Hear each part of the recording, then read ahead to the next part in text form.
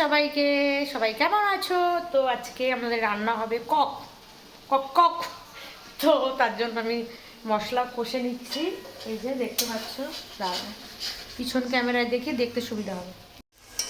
তো আমি বেশি কাঁচা লঙ্কা বাটাই খাই, কারণ আমি এই যে মাংসের মশলাটা কষা হচ্ছে। আর কক মুরগি মানে তোমরা জানো কক কক, তো এটা একদম খাসির মতন মাংসের মতো একদমই শক্ত এই মুরগিটা। এবার আবার ডিমও আছে, দাঁড়াও দেখাই তোমাদের।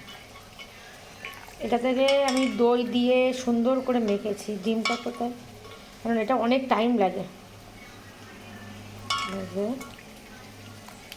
ডিমটাকে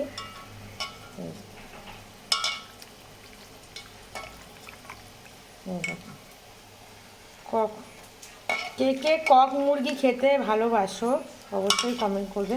আমি এই মুরগিগুলো আগে খেতাম না, তো একদিন খাওয়ার পরে খুব টেস্ট লেগেছে, তো ফাইনালি ওর জন্য।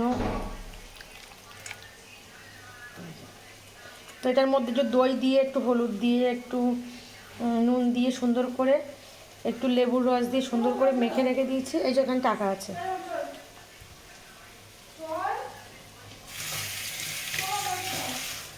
কি পয়সা তো দেওয়াই আছে। পিঠে খাবে, আমি দোকানে পাঠিয়েছি। হ্যাঁ এই তো এখানে কি আমুল দুধ আর গুঁড়ো। আরে গুঁড়ো আমুল দুধের প্যাকেট কটা? কি গুঁড়ো আমুল দুধের প্যাকেট তোরা কতবার বলতে হবে? তিনটে যা পারবি তাই নিয়ে আসবি। 250 সুজি নিয়ে আসবি। সুজি পেলে প্যাকেট।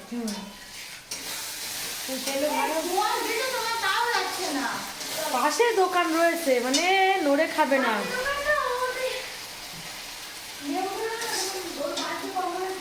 আরে তোর কি হলো? তোর কি হলো? পিঠে খাবি? আরে পায়ে মশে করেছে। পিঠে খাবি?